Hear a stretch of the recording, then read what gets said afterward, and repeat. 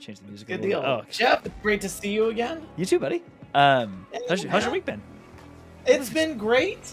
It has been one where I don't know what it is. This is a week where I'm constantly taking notes. I am using my decomposition book. Oh, nice. Yes, to be able to collect all of these notes that I made on Andor. So I'm like super excited for this week. But how about you, Jeff? How are you doing? I'm good, man. I'm good. I went to a little dinner party last night in San Francisco, which was kind of cool. Met some new folks. Nice. But yeah, watching Andor this week was like the highlight. Like, it's been busy, but that was the highlight for sure. And I just remember I was so busy yesterday, I did not have time to actually record any videos, whatever, about my thoughts on it. Which probably worked out good because I don't know that I could have done it without giving spoilers. So I think it works out better to do like our show tonight and then just do a swath of videos tomorrow. But it's been good. Like this show that we're going to get into, I mean, getting into it tonight, I don't know how to say it. It reminded me of the vibes and the emotions I had the first time seeing the first episode of The Mandalorian. Oh, wow. Yeah, I did have I have a lot of Mandalorian-like notes. Yeah. For this episode, for especially the first episode. I have a lot of Mandalorian-like notes. I actually think that this is a return to something, and they that if I was working on this show, I would over-rotate into this type of production. That's just my 2 cents. But I can't wait. I cannot wait to talk about this because I've got a lot of notes. I got a lot of thoughts. You get the notes. All right, well then, heck, let's just get into it then. I'm going to tiptoe around it. Let's just do it. Let's go. All right. Punch it. Yes. Awesome, dude. Right on. It is good to be back. And it's even better to be here specifically for that title right up there that we've been talking about for months. Like, I mean, getting there. Exactly. I mean, we were excited for Kenobi, obviously. And like that was, we had our whole road to Kenobi. We did all kinds of episodes related to that. But something about this is a different thing. Like, it's a different show. It's a different vibe. And it's an all, I mean, even though the Kenobi story was an all new story, because we hadn't seen that story in that way, we all knew Kenobi. So we had a lot of background kind of going in. This, we don't know anything about this. Like, everything that we get in this show that we watch this week is something that is new. Everything, every single thing, with the exception of maybe Cassian Andor. Everything else is like, wait, what is going to happen here? What's playing out? How is this going down? I don't know. It made it super, super exciting for me. You know, I didn't really think of it like that, and I think you're absolutely right. I think that for the way that prequels go, that typically the hardest thing with a prequel is you're trying to match the old with the new. Mm-hmm. But one of the things that really stuck out to me, and I think you're right, is when the Obi-Wan show was going on, you knew he was going to fight Darth Vader. You knew it. Yes. You knew Darth Vader was coming into that show. And they didn't skimp on it. It was 2 Vader fights, you know? Mm-hmm. You knew you were going to see a young Luke. There were beats that you could almost predict. This is what's going to happen. This show has a lot of like unknowns. Like, I don't really know what's going to happen. I don't really know why certain things are happening. And I thought that was really interesting. Mm-hmm. There are a lot of things that I really like. There are some things that I do not like, and those could be fixed. I am putting a big pause on my not likes, because I think that I don't like this because it's going to be different in a couple more episodes. But I think the thing I like the most about it is what you just said. It's everything about it feels new to Star Wars. Yeah, and I like that. I like that a lot. You make me remember, like, as soon as you started saying that, I'm like, I got some thoughts. I got to get on my notebook real quick and write them down so I don't forget about them. Oh, man. Like, what did the kids say? And this is going to, like, my teenager would be kicking me right now. I came with receipts. I'm like, I went episode by episode and just kept making notes. Which is funny. I always want to talk to people about what it's like when we do these shows. Like the work that goes, the pre-work that goes into it. And we always talk about making notes, but when we do this show, a big part of it is we'll watch the episode. Like typically and I'd love to hear how you do this. I usually do a draw, like a regular. I'm just a dry run. I'm gonna just watch it. Like I'm gonna watch it. I'm gonna enjoy myself. I'm just gonna have fun. Um, and then I watch it again for the notes, so that way we can have the show. This time, I couldn't get through the opening segment, and I went, I gotta start taking notes because this stuff's coming in fresh, and I'm gonna write it down while it's coming in. And so yeah, like it's a lot of pre-work. I don't I how is it on your side, Jeff? What is the pre-work? What is the pre-show when we do this is what it's going to be like for the next couple of weeks. We're going to be coming in talking about these episodes of Andor. Yeah, so pre-show before any episode of anything from Star Wars is basically just nonstop anxiety and biting my fingernails until the show starts. It's just a nonstop panic attack until it begins. And then somewhat relief when I watch the show. No, I'm totally kidding. When I go in to watch the show, I do very much what you were describing. I go into my preference always, unless, like you said, sometimes it happens or it has happened where I'm like, nope, I gotta start writing notes because there's stuff here and I'm gonna forget it if I don't write it down. Yes. But normally what I try to do is go in and just be consumed in the episode or the movie and just let myself just be completely consumed by whatever emotions are triggered, whatever things are happening, and just go with it. And just kind of like do the cymbal monkey claps and like be very excited genuinely. And then give myself a day or two to kind of like just absorb whatever just happened, and then go back and rewatch it where I don't feel like, well, there's, like not the kind of like the opposite or the inverse of a jump scare, like a jump surprise, like, like the scene from Wolf of Wall Street, the ooh, ooh, ooh, ooh, that like that moment. I that way those are done. I know those are coming. And so now I can let myself look at the other things that are happening and not worry so much that I'm going to miss a detail, because I will pick up on other details that I missed. But that's not why I'm doing it. More of like to try to understand what I actually saw and why, find those places where I felt emotion, and I still do. And then try to understand why did I feel that. But I always like to watch it first just to let myself just enjoy the thing. And then go back and do notes or whatever else.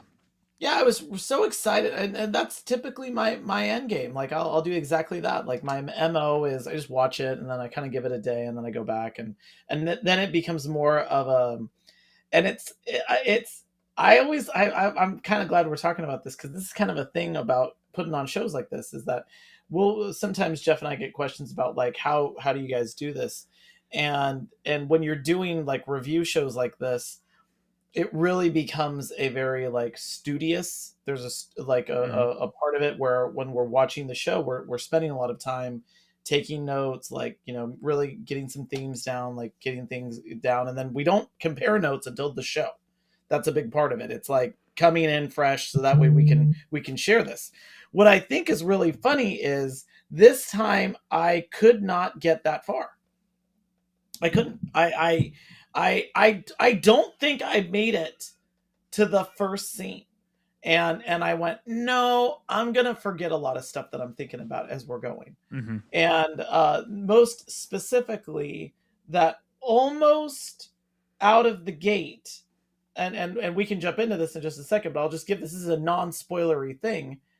The thing, this is what started me going, I'm going to go get my notepad, was I liked the opening credits.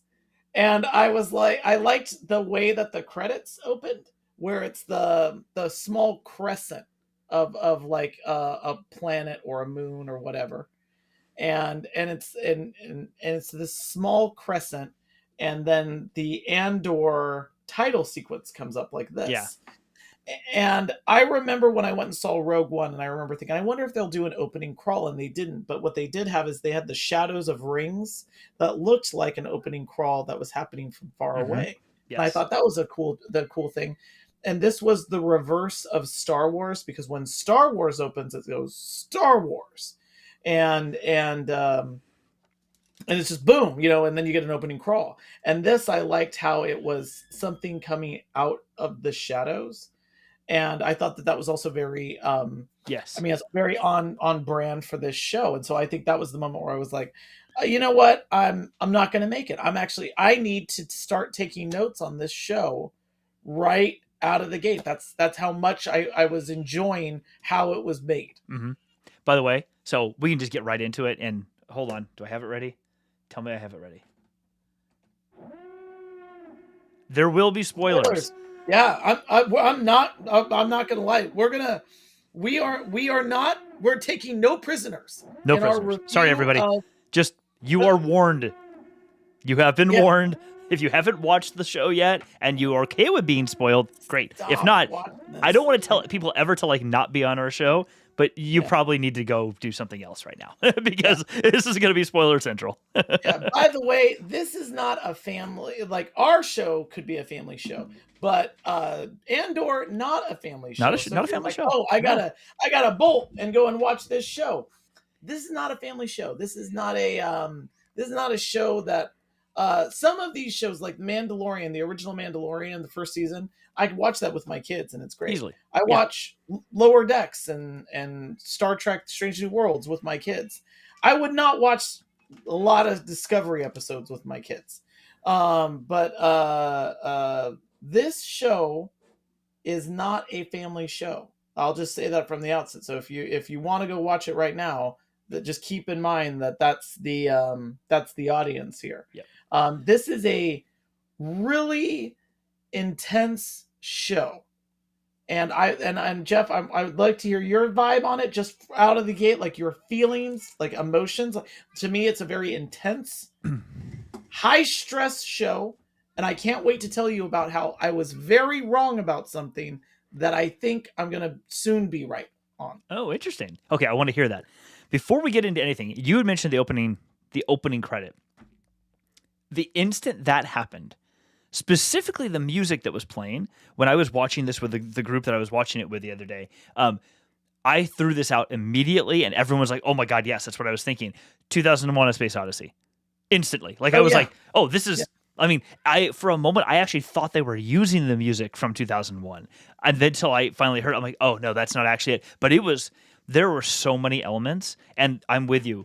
The crawl, the planet, kind of seeing the sunny side of the planet kind of creeping into view, like, and I loved that because it told you right off the bat emotionally what you should expect to be happening, and like you said, the word Andor kind of fades in, but in a way that's like almost like it was this way, and you can't see the letters, but as it turns, it gains a sunlight reflection. Like things are being revealed to you, but they're being revealed to you in ways you don't quite understand.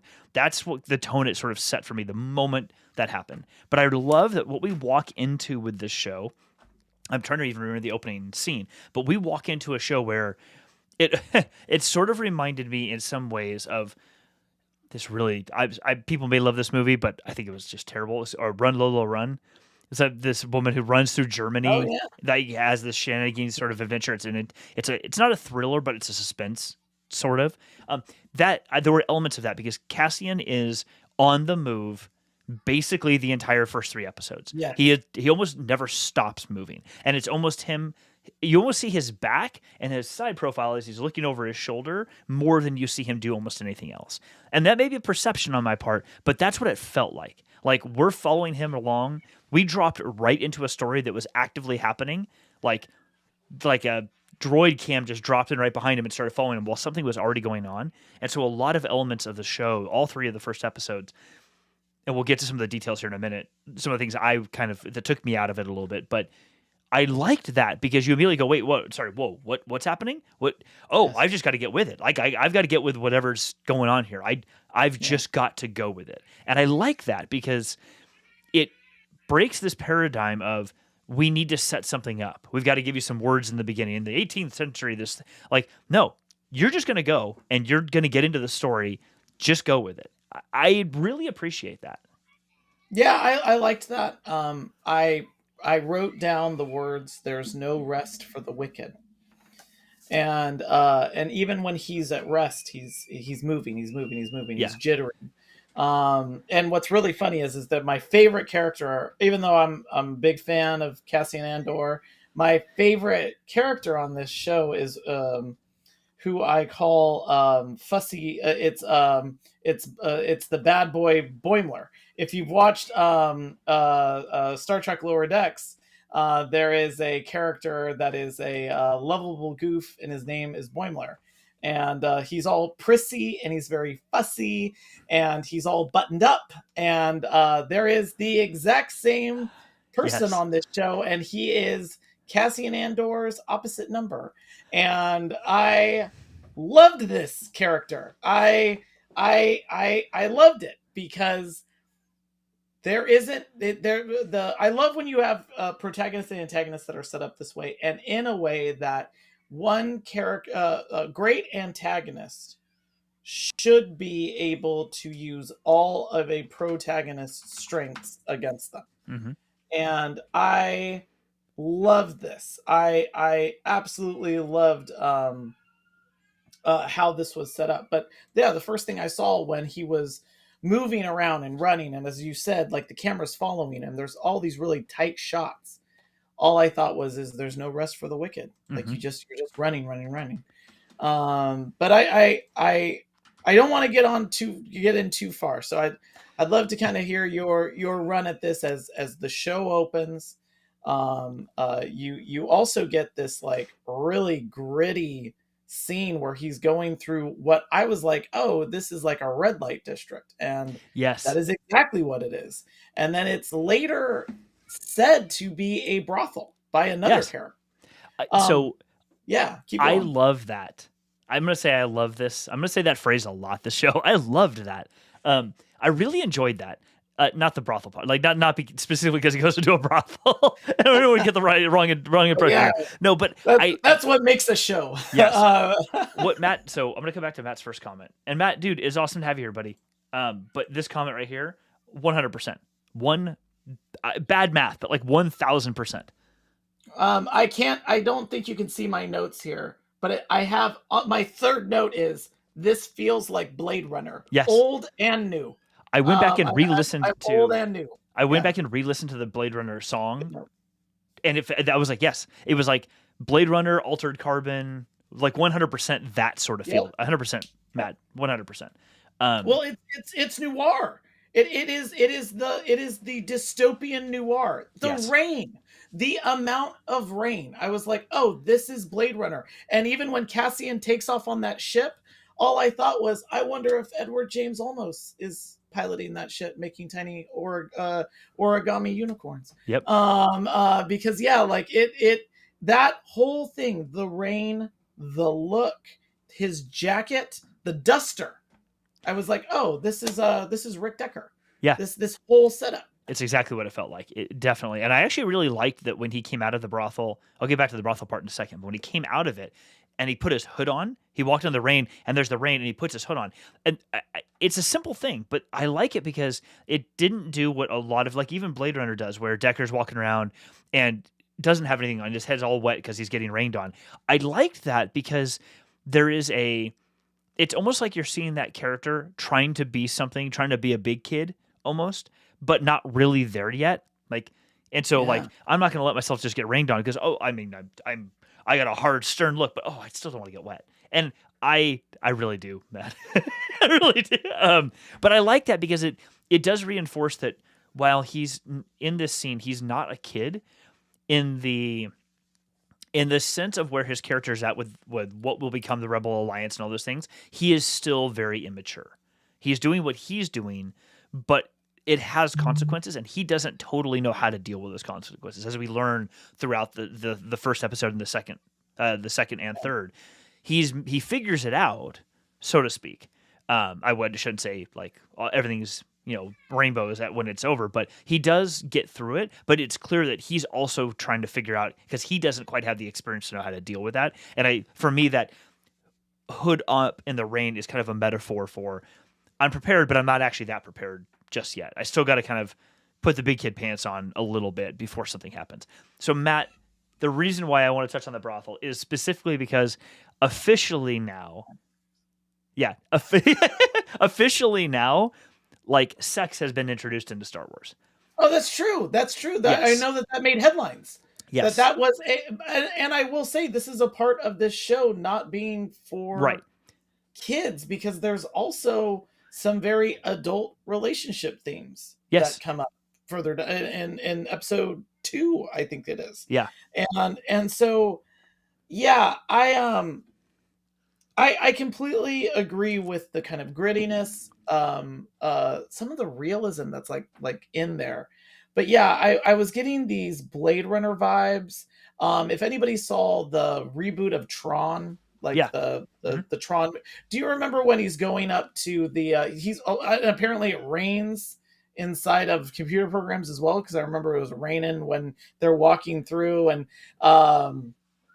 the young Flynn is like walking through. All of this just screamed like, this is Blade Runner. This is the mega city. Yes. This is I've talked a lot about a really strange Jodorowsky comic book called The Inkle. Hmm. It is out of that. Like, all of these things are built upon these other things. I will say that this is a thing that I gotta say. I I I liked it, and then at the same time, I liked the things where I was like, "Oh, this reminds me of this." But I will say, Jeff, there were too many times that I kept saying, "This reminds me of something else," and maybe it's just that that's the state of stories now. But the if there was a thing that I did get caught up on, was is this reminds me, like when you were talking about the opening sequence, that is a shot remake of 2001. You are absolutely right. The crescent with the pullback, that is how you know how far away the discovery is, or how far they're moving away. When that's how far, that even when the monolith appears, that's how the monolith appears when you're Hmm. around Jupiter. That shot, it feeling like Blade Runner, it feeling like Tron, it feeling like Wally. There was a segment where I was like, "Oh, dude, this is like Wally," and that's the only thing that I started to go. Um, and I think this is a fact. I think it's storytelling now. I don't think that this is.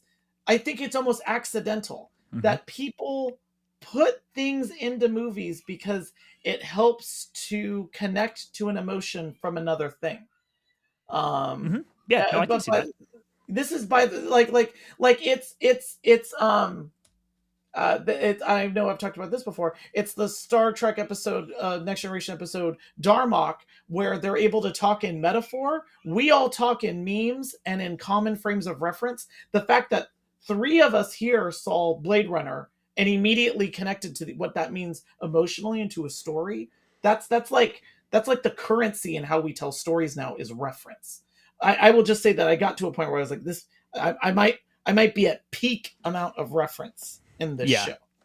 I could definitely see that. Yeah. I multiple times watching it. Now that you say this, I remember thinking, wow, that reminds me of, oh, this very much has this kind of vibes.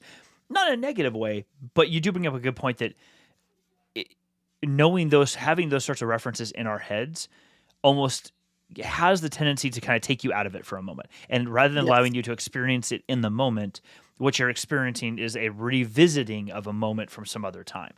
Not wholly bad, but oh Yes. yeah, and absolutely um, in the live stream I was on, or the watch party I was on, at least one other the one other person, as we're like, oh my god, that's, and as soon as I didn't even say the word, this person chimed in for me and we just went Wally, and we're like, oh yeah, Yeah. that's what that, and it's like adult voice, but then it's sad kid like emotions. The droid, Yes. it was very, I I get what they were going at with that. I really do. I'm not sure I liked it. Yeah, and I will say that Wally. By the way, I agree with Matt. Like Wally, like who's what's derivative of what now? Yeah. That's kind of that's the issue here, kind of with storytelling now, is what is derivative of what? What came first? I will say though that I did like that droid a lot. I love Oh, I do too. I, I talk about this on I think almost every show, Jeff. I Droids are why that's like what I love about Star Wars. I love the droids. Um, um, I will say that the voice for this droid, which I think is B2EMO, which at first I think I missed right? that. Right? I think the droid's name is B2EMO. Someone correct me. To be honest, I could be wrong. I think that's the name. It's emo. But it reminded, I heard B2EMO and I thought BMO. And then the more that droid talked, if you've ever watched Adventure Time, that droid talks like Nepter. Yeah. Who's a microwave that has like an arm and like it's a sentient microwave. And every time that droid would talk, I'd be like, this is Nepter from Adventure Time. And also he acted like I've given it a gender. It acted like Nepter from Adventure Time. And that's what I mean by there were so many times where I was like, this reminds me of this other thing. Mm-hmm. And let's like you said, it's not bad. It's just I'd get pulled out of it. Yeah. And then I was like, There was something, speaking of that droid specifically, our super emo droid that's named emo. Yeah. I loved it. I loved its interaction with Cassian. Cassian talks to it like a real person, which I really love when that happens in Star Wars, where the character treats the droid like a real creature as opposed to a artificial life form. I really do appreciate that because it reinforces that while some people may see them as just machines, that many other people see them as actually a companion and part of their life. But the voice, it wasn't so much the voice, but it was the combination of the droid talked like it talked in a very childlike way. Like, you're gonna leave me behind. You're gonna leave me behind, and that's okay. Like, I don't have a problem with that. We get that with BD and Fallen Order and things like that. But the tone of its voice felt very mature, and that vibe had a very sort of Mice and Men, Lenny sort of vibe to it that didn't feel right to me. It felt like I get it's almost like childlike and it has its attachment to you because it grew up with you. Like, I get that. Like, and run with it. Yeah. Like, I actually really enjoyed that component of the age of that droid and how scarred up it looks. And when we see other scenes where the droid looks like it's in brand new condition and Cassian is much, much younger, we see the actual age represented. It can't hold a charge as long as it used to be able to. Has to charge all the time, has to save its strength. Like, I actually really appreciated that. That was a good way to connect us to Cassian and his age and the type of life he's had to lead, because we could visually see it in that droid on its surface. But the tone of voice and how it behaved felt very, like I said, of Mice and Men to me. And I don't think in and of itself that's a bad thing, but for me, it felt strange. Like, yes. Like what are you trying to what emotion are you trying to affect by doing that? And maybe that lands really nicely with some people. For me, it made me feel sort of icky. I'm not sure how better to describe that. Yeah, so I agree with you on that. And this is where so if you've been watching the show the last few weeks, this is where I was like wrong about a lot of stuff. Because if you would have told me that there was going to be a Nepter-like droid on the show, I would have been like, no. I was expecting, based off of the trailer, that we were going to kind of jump right into a political thriller. And so when we were getting to this show and people would say, well, what's a good, what's some good preps things to watch in advance? And I was saying things like All the President's Men. That's a great political thriller. Manchurian Candidate from 1952. It's got its problems. Still a good thriller. All of these, No Way Out, a crazy Kevin Costner movie from the 1980s. Great political thriller. Again, a movie with its problems. I thought it would 3 Days of the Condor. I'm sorry, I'm going to stop doing that. This first 3 episodes. So this is what I think that when I said at the top of the show, Jeff, a thing that I was wrong about that I think I'm going to be right about is I think these first 3 episodes are not the political thriller. Now we move into political intrigue after these 3 episodes. I think these 3 episodes, and that explains like the neighborhood that he's in. I call it a neighborhood because there's so much of the neighborhood that you see. The people that he's with, the people that he has to interact with on a daily to day, the Nepter droid, his mom, essentially. What I got out of that was more the vibes of a movie like The Town. which was a really great, gritty crime story. That's like The Town if it was a noir movie. So that might be The Departed. But oddly both I think set in Boston. That's where I was like, oh wow, like this is not the show that I was expecting. This is like at times I was like, am I watching an episode of The Wire? Like Yeah. it felt, because it was all this high stress, and we spent so much time with the cops and or the rent-a-cops, which I've got pages and pages of notes about this. I think I even like wrote a whole diatribe about how fascism starts. But we don't need to get into that. We have plenty more shows that we're going to do that we can get into that. But I think that that's going to be the pivot, is that, and again, that's where you get the B2 droid, you get the time with Fiona Shaw, you get the time with learning about kind of crime and punishment in his world, you get the haves and the have-nots. And oddly, I think you get a really interesting preview of a high-tech society that isn't like in Star Trek, technology seems to like solve a lot of problems, and in this it's like technology just serves to like hold people down more. Yep. I it seemed like he's having to do so much to just get by, and that the technology is just there to be a part of an oppressive force, and not this liberator. Like, yeah, you could just take off, Yeah, and like it's go off into space. it's almost it's an interesting third character that's almost like, I mean, not almost like, of course it's unfeeling, unthinking, it's just technology. I agree with you though, is it has this feeling of it can either be used to sort of enslave you, that maybe that's the wrong way to describe it, like to keep you in your place, or to boost you up, but there's not a lot of middle ground. And if you're not able to interact with the technology or be around it and pay your way through it the right way, you're either below it or you're above it, but you're not in the middle with the technology, the things that could improve your life. You're either stomped down by it to a degree or you're pushed up, but there's not much else. I definitely get that vibe. You mentioned earlier the character's name is Cyril Karn. I had to double check it. Cyril, that is correct. Cyril, like Archer's Cyril. Exactly. Same kind of setup. Yep. And I don't know if you remember. Did you ever watch the Band of Brothers miniseries? Yes, I 100%. What, this is a Band of Brothers week. This is the third time it's come up. I don't know. It's got to be in the air. I coordinated with some people to talk to you about Band of Brothers just to make sure you had. Someone keeps bringing it up to me. Like, have you watched Band of Brothers? It's like, yes.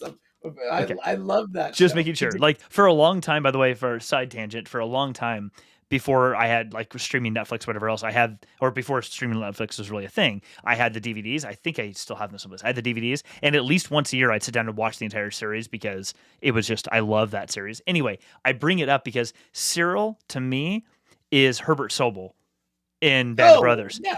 He is, and the scene that the whole time I'm thinking, this guy makes me feel like Sobel or something like that. And then the scene where they get all the rent-a-cops kind of together, and the one who's like just and has no idea why he's so but he is there, when he gives the like, we're going and we're going to do the things and the stuff, we don't know why, but we're here, sir. And then the guy gets up and says something, and everyone's just like, okay. And then they all walk off, and that dude walks up to him in kind of a very tense way, brilliant speech, sir, or something like that. I'm like, he is Sobel. That's literally like emptiness, but screamed really loud. I have nothing to tell you, but I'm going to say it really loudly and intensely.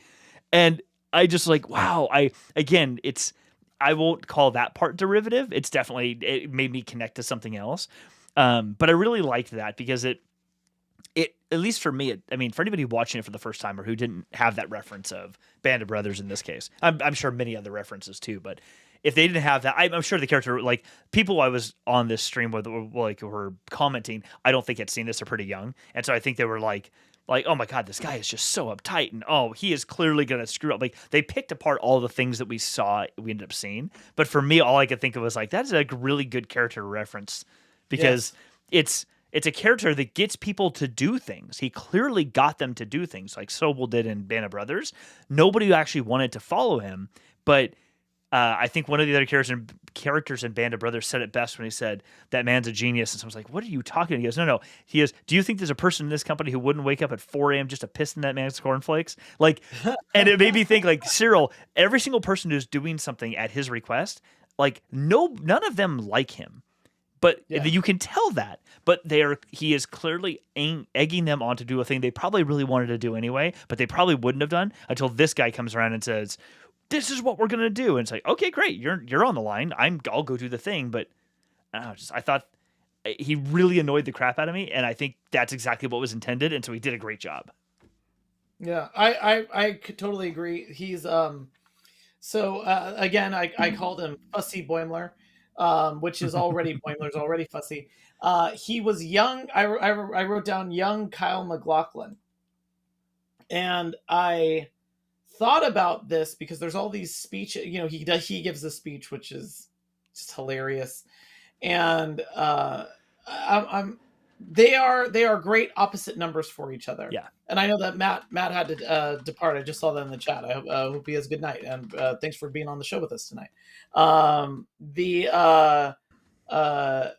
The thing that I thought with this character Cyril was Cassian and Cyril are opposite numbers of one another. They have different levers that they're trying to pull, and they're on different ends of a spectrum, where you have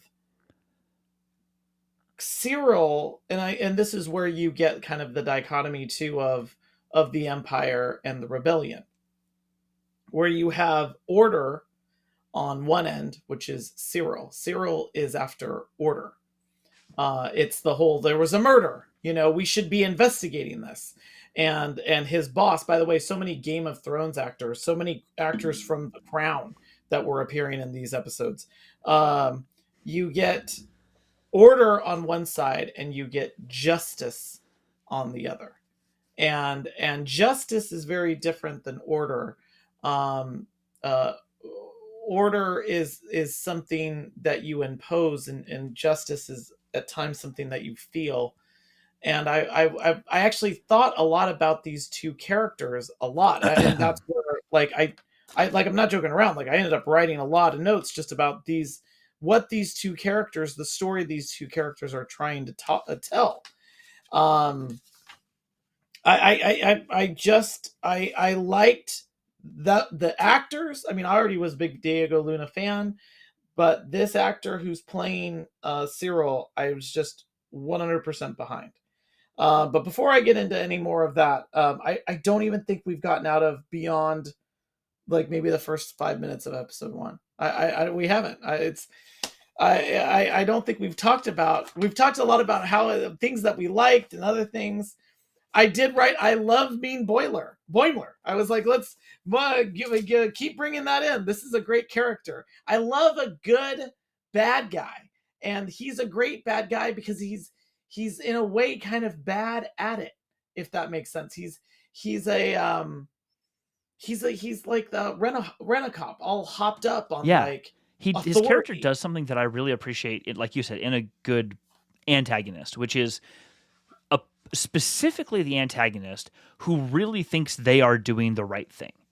Yes. And not in the I'm ignoring other stuff. Like, no, I'm going to do the right thing. I'm telling myself to do the right thing, but I'll walk in like Thanos, walk in the room and slaughter 50 people. But like, no, I'm doing it for the right reason. But he knew that he chose to do this, and he knows what he's doing, and this character is not that. This character really does believe the ends justify the means, and that the ends, the means that he's using are totally fine. Like, no, we're supposed to do this. Why would you think we could? Like, why would you think he so thoroughly believes in the thing that he believes in that when, by the end of the 3rd episode, when things do not go the way that he hoped, as anyone listening right now would probably expect, he is so stunned by the fact that you watch him freeze because he cannot process that things would not go the way that he would expect. That he's like, but this is the thing we're supposed to do. Why would people fight against us? Like, this is the thing. And he is so taken aback by it. He basically just stands there, and chaos is happening around him. And he's just like, And I really enjoy that, not because I enjoyed seeing that, but because it really tells you that that's a good antagonist to a chaotic protagonist such as Cassian Andor at this point, specifically at this point, because he is still very chaotic in what he's trying to do. And so to see almost the exact inverse of that, where not chaotic, so much order that you can't be flexible. And that's what we Yes. get with that character. He's so like when his boss asks him about, did you modify your uniform? And he's like, oh, well, I kind of, and his boss is almost like, I just don't, dude, I don't care. I didn't actually need you to respond. Like, okay, Yeah. whatever, I'm moving on. The But he's like, boss- he was almost like, but I put this extra pocket here, and why won't you let me tells you about this pocket? And his boss is like, dude, I Yeah. seriously don't care. No, I mean, this guy was like the model yuppie, and we were talking about this concept, but we've talked about this concept before, which is being right for the wrong reasons and wrong for the right reasons. And like an example of that is like you're hungry, or someone that you love is hungry, and you steal a loaf of bread so that way they can eat. So Mhm. you're wrong for stealing, but it was for the right reasons. This is a guy who's right for the wrong reasons. He's right because those are the laws, but he's wrong because they're the wrong laws. And I love that setup. And we've talked about this. And Jeff, I know that you I don't want to belabor this too much, but I always like a setup where it's an auto antonym almost, Mhm. where it's a thing that cancels another thing out almost immediately. The being right for the wrong reasons and wrong for the right reasons. Cassian steals and kills and that's wrong, but what he's doing and why he's doing it is for the right reasons. Right. This guy Cyril is right, and he feels right. That's also what's dangerous about him. There's nothing more dangerous than someone that thinks that they're right and has power, and that's this guy, and he's wrong.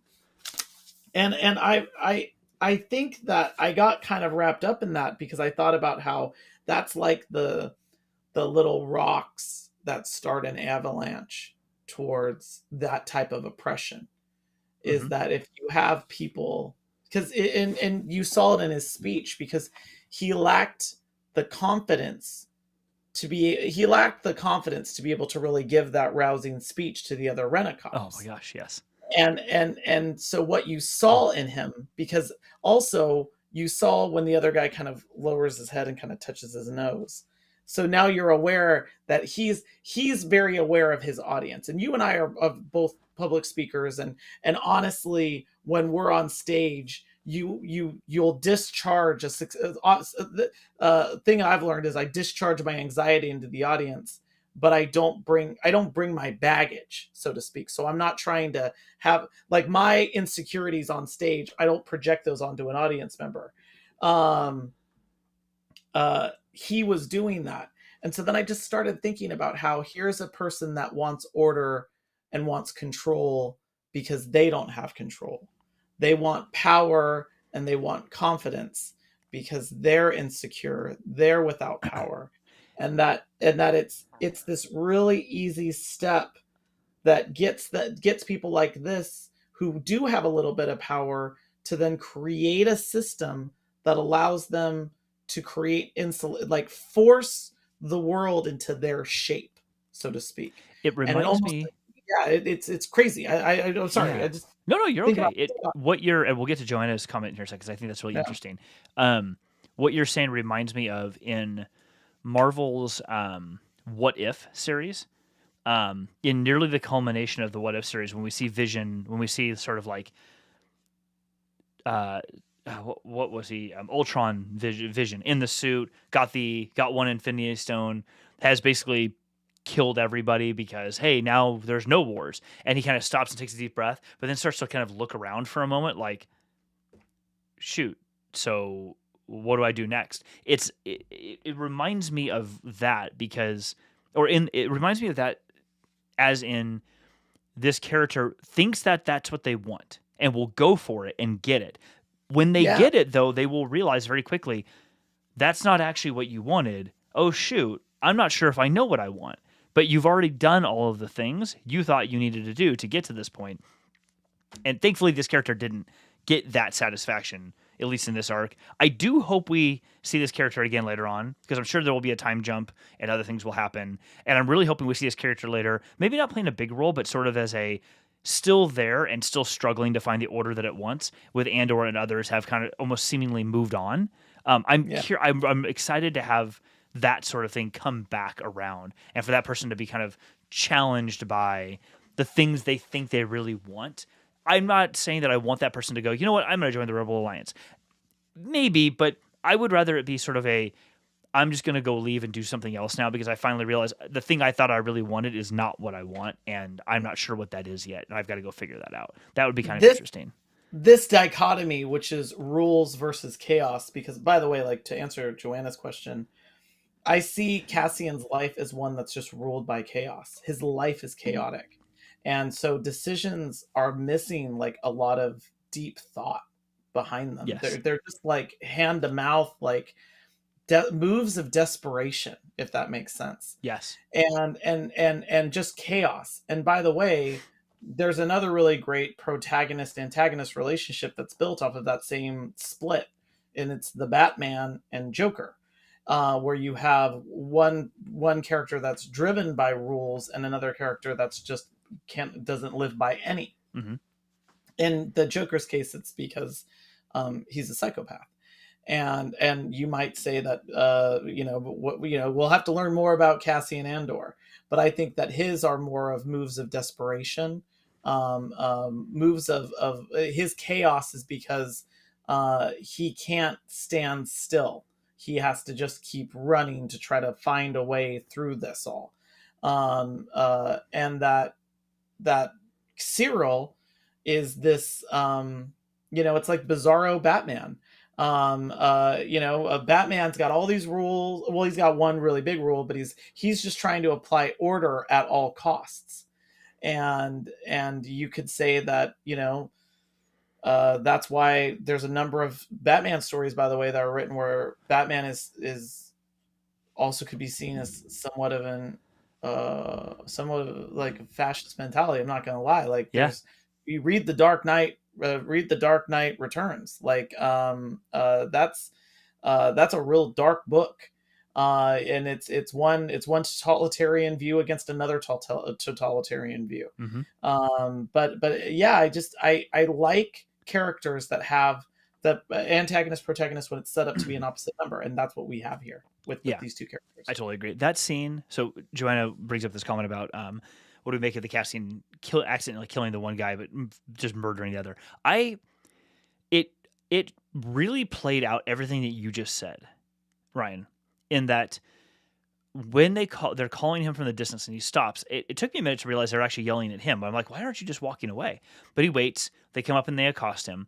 And the way that he responds, to me, gives the impression that he's not sure how to respond to them. He sort of wants to be like calculating, all right, to my pocket, just come up and I'll wait for you. But he also, when it plays in his face, and you can tell he is struggling with, crap, what do I do? Like, these guys are going to take me in or whatever else. I could be the bluster, but I can't. But I could be, and like, it's like he's going back and forth with the emotions. And then finally, to your point, in an act of seeming desperation in the moment, an opportunity presents himself. And I will say that, not himself, itself.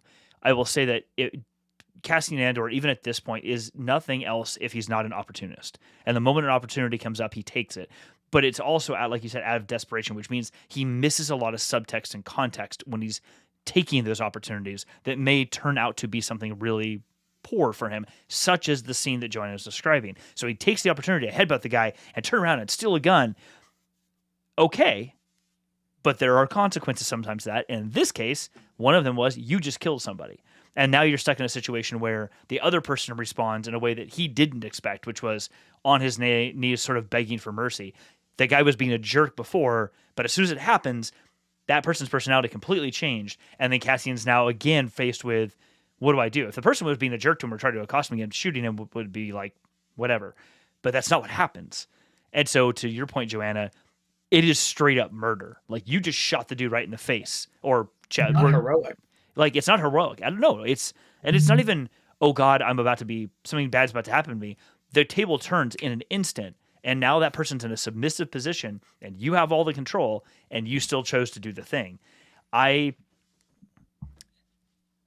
find it interesting, and I really think it does set up for us exactly who Cassian is at this point. And it reminds me of him when he says to Jyn Erso, you have no idea, I've been in this game since I was 6 years old. And it obviously he's not 6 in this scene, but it harkens back to that moment for me when he says that years later to Jyn, that I thought about that a lot. yeah, that he has done things that he is not proud of, but he did them because they needed to be done. And I think that's the story he's telling himself later on, because letting himself think about these things too much would probably break him. And so he's like, I can't think about it that way. Like, that's just not the mindset I can have. I did what I had to do to stay alive. That's what he's told himself. I think that that's the survivor mentality. I also think too that it's the individual and the system. Like, I mean, I don't think it's any accident that these are the Rent-A-Cops that are accosting him, because it's a part of this victimization by his oppressors, which is all, by the way, if I'm correct, literally all forms of government that this person has always known, and society that you could throw out there too. That when he's a child, when you have those flashbacks when he's a child, the strip mining that's being done on his home planet, and they even say, oh yeah, like this, this planet where he's from, it suffered this great terrible imperial mining disaster, and it made the entire planet toxic. But when you see the flashbacks, that's happening during the Republic days. Yeah. And so I actually started to talk about this as his actions, his responses, they're all there. That's what I meant by this. This reminded me of like The Wire. Like, there were times where I was watching this and I just saw people making decisions out of clear desperation and trying to cull together some form of personal, like, justice in what is feeling like a world that is a universe that is just out to chew him up and spit him out. That even in this society with the Republic, where he's a child, that's the Republic. When he's growing up, it's the Empire. That in both systems, and by the way, you saw this in episode 1, The Phantom Menace, the original Star Wars movie, the Star Wars movie, where Anakin Skywalker's mother, the Padme says something to the effect of, "Oh, well, slavery doesn't exist in the Republic," and Shmi, a slave, says, "Yeah, the Republic doesn't exist out here," and that in all of this, you still have systems where the strong dominate the weak, that it's happening even with the Republic, and that it really reminded me of one of my favorite Star Wars movies, which is The Last Jedi, which is, you have someone like Cassian Andor that's just having to scrape by, and yes.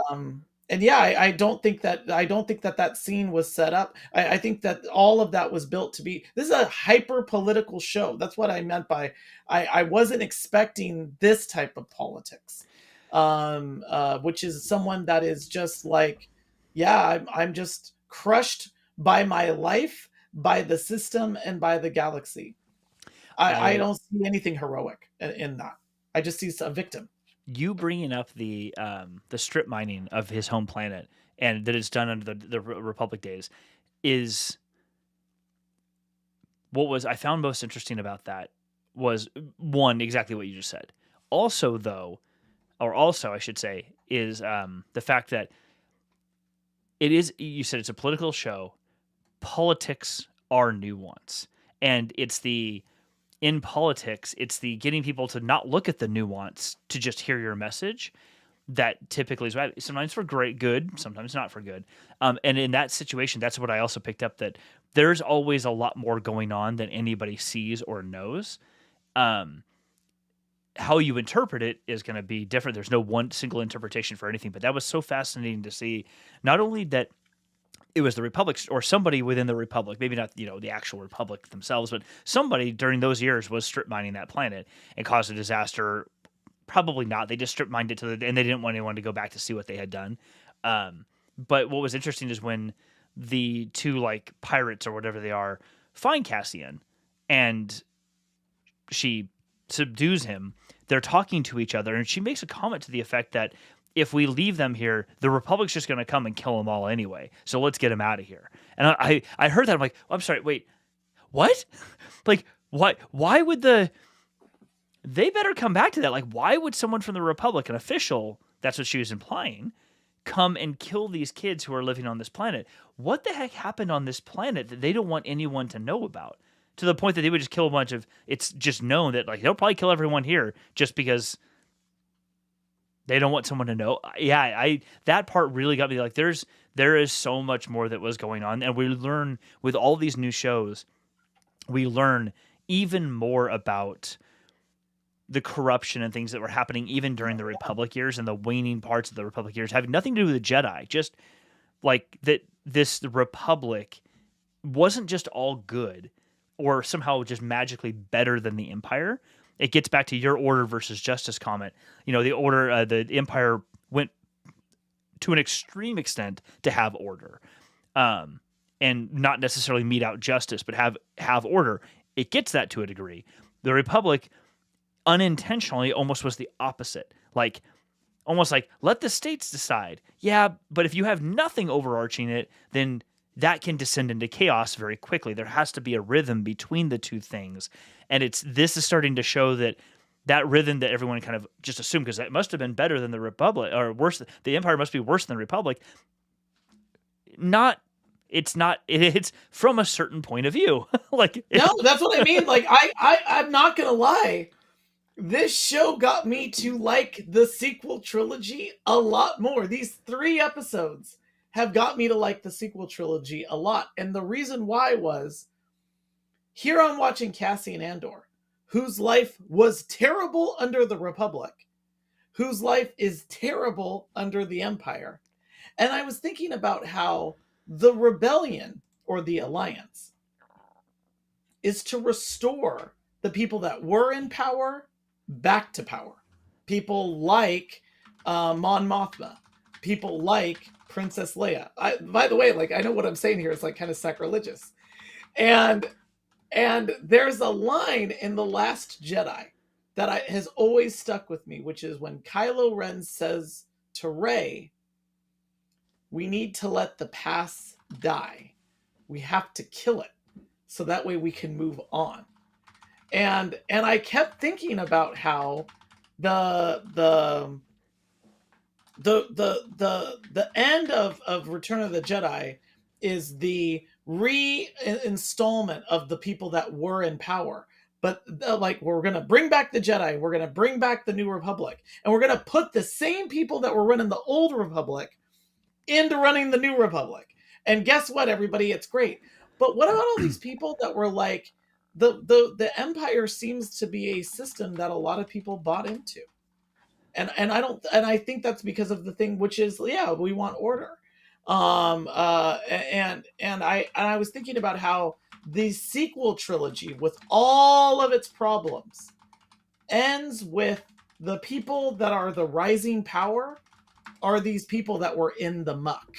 yes. A scavenger who was abandoned by her parents on a junk planet, a former child soldier, and a guy who used to be a spice runner. And all I kept thinking of was like actual revolutions that have taken place.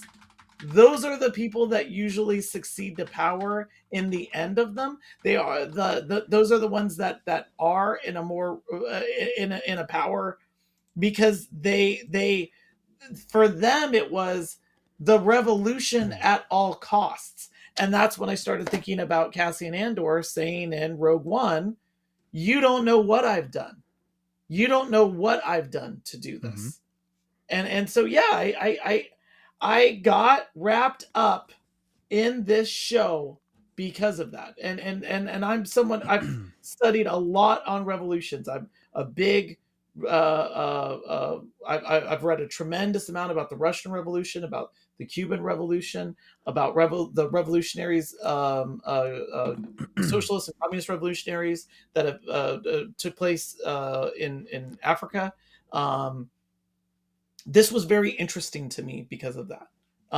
So yeah, it was almost like this is the making of how revolutions start. I totally agree. Actually, It's a tipping point. as we're getting towards the end here, I wanted to make sure to flash this comment from Joanna, because yes, Joanna, I think you said it far more succinctly than we have, which is exactly this: that what has happened with this planet has affected him in such a core way. Like his as kids, we have these core memories that are developed for us, like these simple moments that become core to our being, and like our staple memories that build up who your personality is for your first few years of life. And his have been really torn down. What was also interesting is that there's something else about the planet. Excuse me, the planet that he comes from, or at least that he was living on. I don't know if that's actually where the kids came from, but that's where they were living when we were introduced to him. That later on, as an adult, the term Canary, I think it was Canary or something like that, is the name of the planet that he came from. People are like, shh, we don't. Why would you tell somebody that's where? Do not. Even the person who raised him basically is like, don't tell people. Why would you tell someone that's where you're from? And it got me really thinking. Like, I hope we learn more about that later on. That it's like a through line that exists. That's not a major plot point, but that we do get to tie off later on. But it made me wonder, to your point, Joanna, that what else happened that got those kids on that planet? Is that where they actually grew up, or did something else happen? Like, it almost had this Lord of the Flies, but not negative Lord of the Flies, or like the Maze Runner is kind of what it felt like, that these kids are just there. They're not really sure why they're there, but they just exist and they just go day by day. I really wonder what that's going to lead to. But I believe you are right, Joanna, that it has absolutely affected who the person he has become.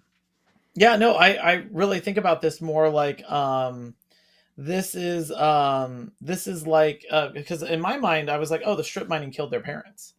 That's why it's all kids.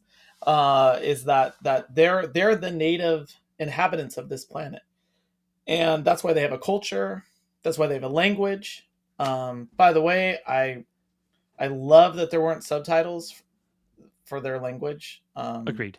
I like that. That's just good acting. I actually hated when the one guy is reading the computer screen and it translates on the side of the screen over here for us. And I thought, come on, that could have just been like an acted thing or like a line of dialogue. I'm not a fan of subtitles. It's often you do not need them. The acting will tell you what's going on.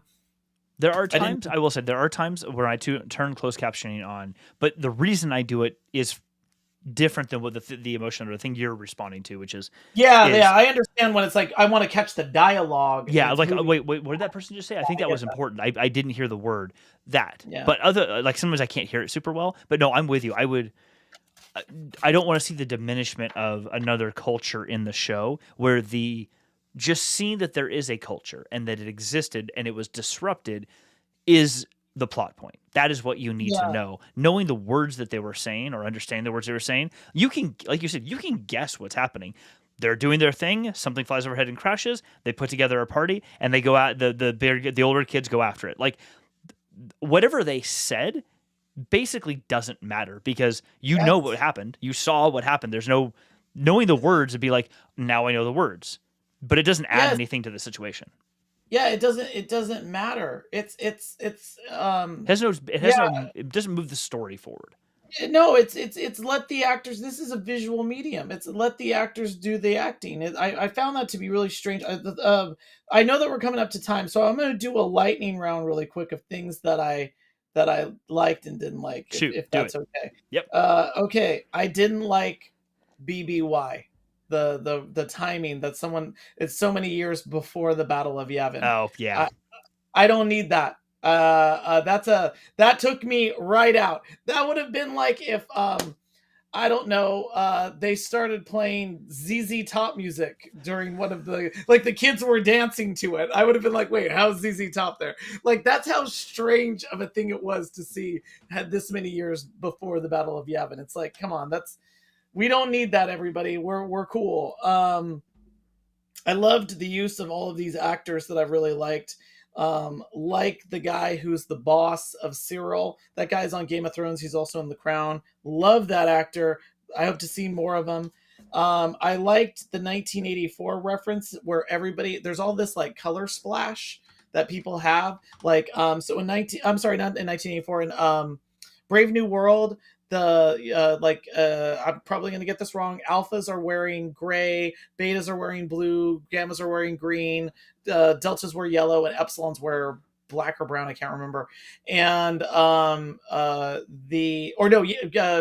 deltas wear khaki, and the people on the planet, they're all working.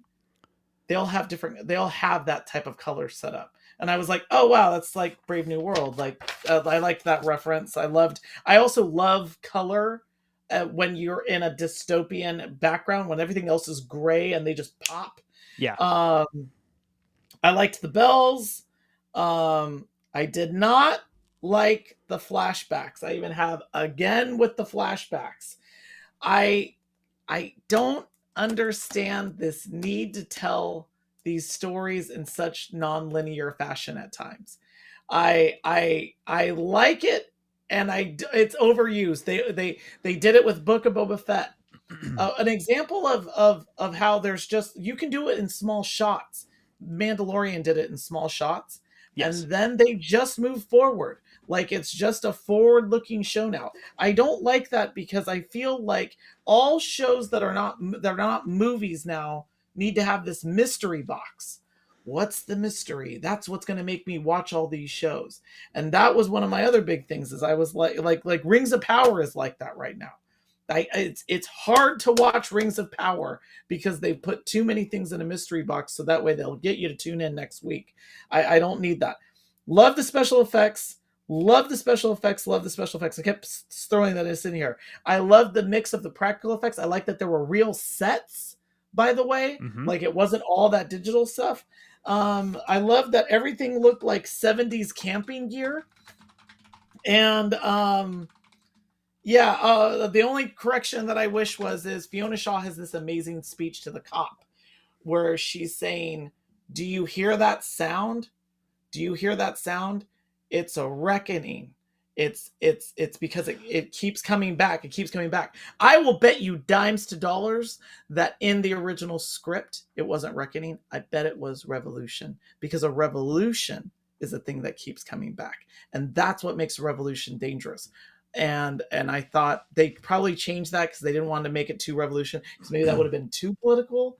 But what she was talking about was a revolution, because when they would go quiet is when you should worry. And I loved that. I did love that. We were all kind of like, oh, George, what's going to happen with the sound stops? Okay, I'll do my quick ones and then we can call it a night. My two likes and the one dislike. The two likes, obviously I loved a lot of stuff, but the two things I want to call out. The hammer dude doing the bells. Oh my God. I'm like, you are my hero. Like, dude, that guy he was like, passion. This is my thing. And every time I looked at him, all I could think was he looked very much like the actor who plays Otto Hightower in House of the Dragon. And I was like, oh yeah, I don't think it is, but he did the like, like get himself all psyched up and then does his drums. I'm like, dude, you followed your passion, buddy. Good for you. I loved that. And then I really liked the nod to, and this is what makes me really think that these kids didn't actually, that their families and stuff are not actually from that planet, is the clothing they were wearing. Several of the kids had on, like one of the kids actually had on what looked like a X-Wing pilot jumpsuit, orange with the white stripes. Oh, yeah. Like several kids had other clothing that was clearly not native, like a native person's clothing that's made from local materials. It was clearly scavenged stuff, which makes me think that they aren't actually from that planet and something got them there, but they don't know that. Probably been there for a couple of generations and this is just what they know.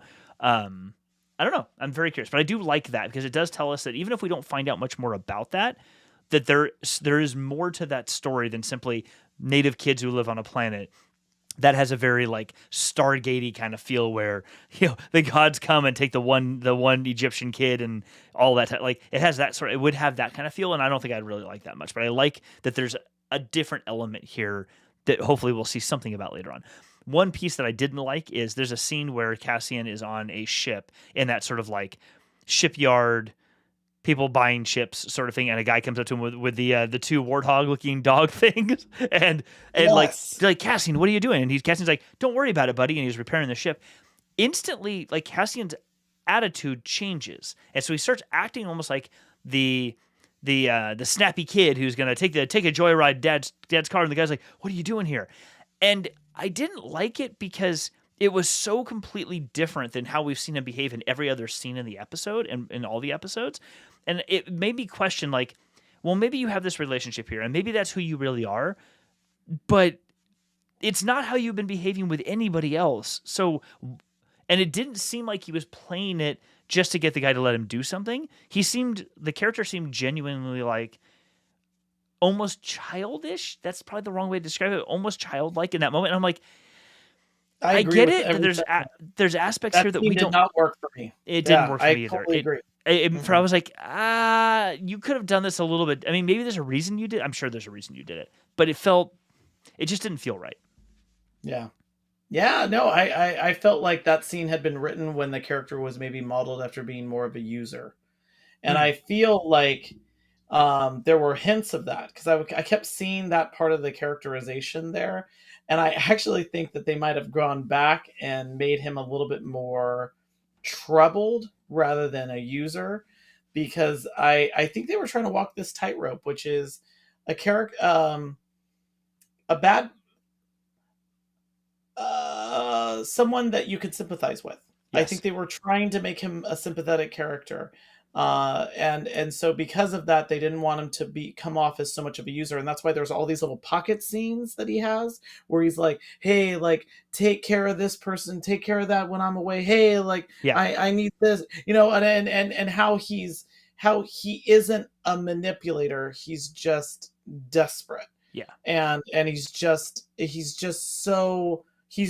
always running.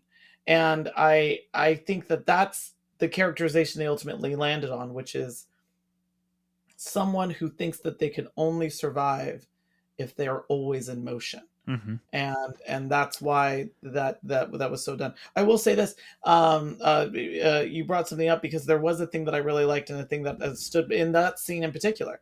I like when things look dirty, like because of use, because of course they've been living in these clothes or something like that. Like, I really like the Gandalf, for example, has mud in the Lord of the Rings. He's got mud on his clothes, and I've always thought that was a great touch because of course he's got mud on his clothes. And if there was a thing that I liked and I didn't like, is some of these characters looked dirty because they would be. And some of them were too clean. Yeah. And I know that sounds silly, but it's like every time I'd be like, where's this shower that this person's getting? Because none of these other people seem to be getting it. And where's this washing machine? Because some of these characters had bright clothing, and it was super clean. And I kept thinking, like, that's the only production thing that I'd be like, you guys missed on that one. Yeah. But that scene in particular that you're talking about, I remember seeing that guy's face is dirty. And I thought, like these people are just like, they're just scraping by. Exactly the phrase I was thinking. They're just, it's just enough to get by day to day with no thinking of the day beyond the day. Yeah. Like, can I just wake up tomorrow morning? Cool. Then we're just going to do that. And that's it. Yeah. Dude, this has been awesome. And we didn't even get to episodes like 2 and 3. We kind of hit everything, but this is good. I cannot wait for the next episodes to come up. Yeah, I can't wait. I can't wait. I love this show. I absolutely do. So everyone thinks the cranes, Jeff, those look like the AT-ATs. We were talking about this in the last 2 episodes. Those cranes actually look like the cranes from the Bay Bridge. Yes.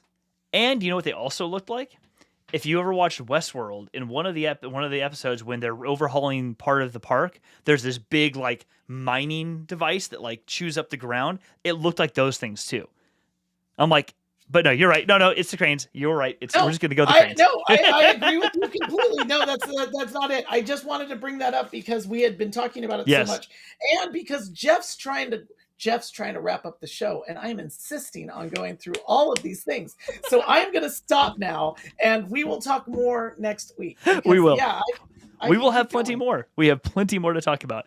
Awesome. Well, thanks everyone for being here. Joanna, Matt, everybody, and Team Replay. If you're catching this, we really appreciate you sticking through the whole thing. It's been a lot of fun. And more Andor next week. We have more notes and more things, and it's just going to be fantastic. So hit subscribe, like, all the things, and have a wonderful night. Have a good night, everybody. See ya.